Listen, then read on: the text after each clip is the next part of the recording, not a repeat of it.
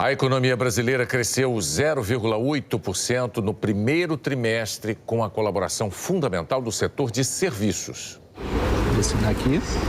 Um PIB movido a sonhos, conquistas e apertos de mão. E meus parabéns. Felicidade, comprou um carro. Parabéns. A economia do país pegou carona no carro do Pedro e de muitos outros brasileiros que começaram o ano repetindo esse gesto.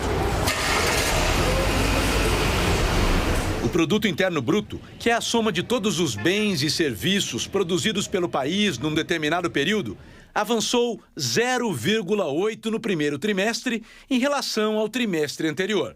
Mas também é possível comparar a velocidade atual com o ritmo da economia no início do ano passado. E aí, o avanço é ainda maior.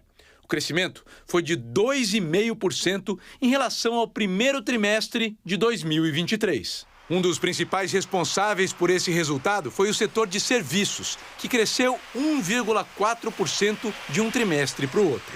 Esse setor engloba o comércio, que cresceu 3%, com destaque para os bens duráveis, como o carro do Pedro. É um setor que depende de crédito, né? Então, o crédito para aquisição de veículos mostrou uma retomada, ou seja, tivemos aí uma queda da taxa de juros, ainda pequena, mas tivemos. Com inflação menor e juros menores, Pedro fez as contas e conseguiu trocar de carro e de financiamento. Eu consegui alcançar meu objetivo, né? De não me onerar a mais do que eu gostaria. O que o consumidor final busca é valor de parcela. O crescimento do PIB pode ser comparado com o aumento da velocidade de um carro. Mas essa velocidade não depende só da vontade do motorista. A economia brasileira é tão complexa quanto o trânsito de uma grande cidade. Muitos fatores precisam se combinar para que os carros e o PIB sigam em frente e acelerando. Assim como os carros, os tratores também não podem parar. A agropecuária cresceu 11,3%. A indústria ficou praticamente estável, com uma queda de 0,1%. O consumo das famílias aumentou 1,5%. A gente já tinha visto desde o ano passado uma recuperação muito forte do mercado de trabalho, né? Do emprego e da renda. Isso é muito importante. São mais pessoas trabalhando e algo que chama atenção é o emprego formal. Mas teve também uma ajuda do governo, né? A gente tem agora reajuste real do salário mínimo. Então foi uma ajuda muito grande e foi direto, digamos assim, para o consumo, não só de serviços, mas de bens também.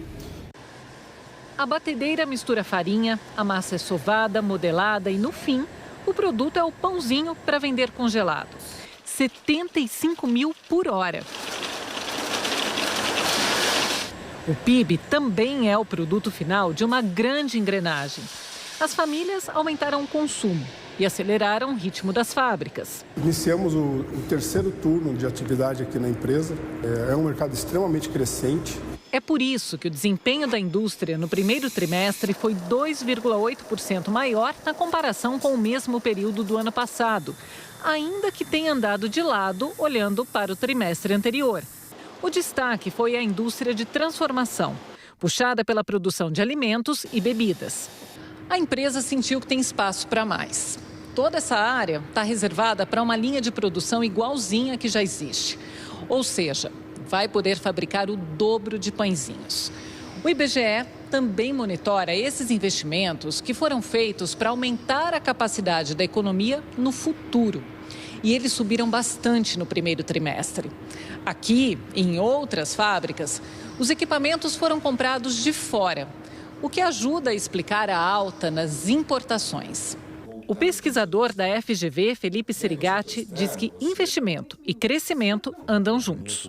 Um setor que tem crescido a taxas aceleradas já faz algum tempo. Mais do que isso, que tem conseguido ampliar suas exportações. Não tem como registrar esses números sem expansão da sua capacidade instalada, sem investimento na sua estrutura produtiva.